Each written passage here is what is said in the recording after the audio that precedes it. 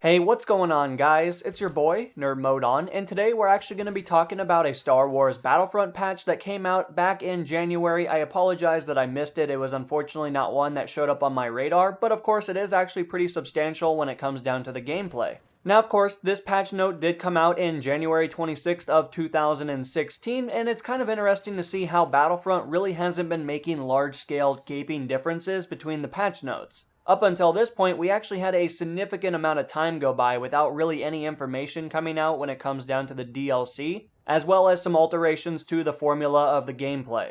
However, I'm pleased to say that it looks like they're starting to make some differences when it comes down to balancing the overall title, so of course let's kind of jump into some of the highlighted information and give you guys an idea of what Battlefront is currently like. So of course, starting things off, Luke Skywalker as well as Han Solo have definitely had their Hoth suits added when it comes down to the skins of the game. This was initially a pretty heavy criticism of the game when it came down to the hero characters, considering that a lot of players really felt like it was kind of lazy on the behalf of the studio, but it looks like they've made some alterations and new skins have been added as a due result. Private match functionality finally added. Homing shot lock-on time increased from 0.4 to 1.5 seconds, so it looks like this is going to be far less effective than it was in the previous iteration of the game. Ion torpedo lock-on range decreased from 600 meters to 500 meters. Smart rocket long-on range has also been altered from 1,000 meters down to 500 meters. Barrage recharge times have been increased. Now, of course, if you just have the card in its standard version, it's going to go from 18 to 40 seconds. However, if you have upgraded the card from the previous version, it's only going to be from 15 to 35.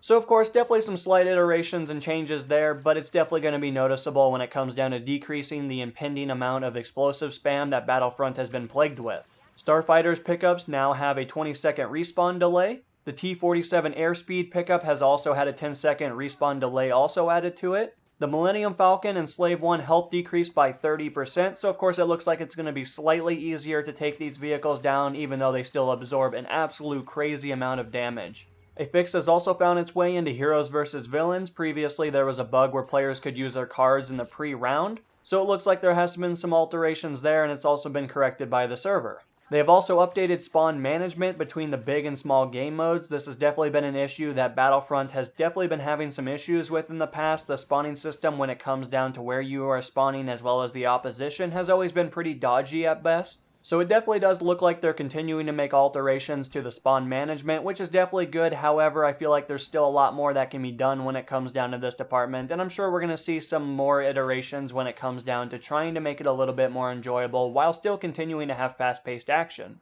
Han Solo and Boba Fett's weapon damage over distance has been lowered. It isn't very substantial by any means, but it's definitely noticeable if you're somebody in the past that used to use Boba Fett while still maintaining a little bit of distance from the objective. You're definitely going to notice that you're not nearly as effective as you used to be. However, Boba Fett still has the mobility, which is definitely one of his great attributes assigned to his character.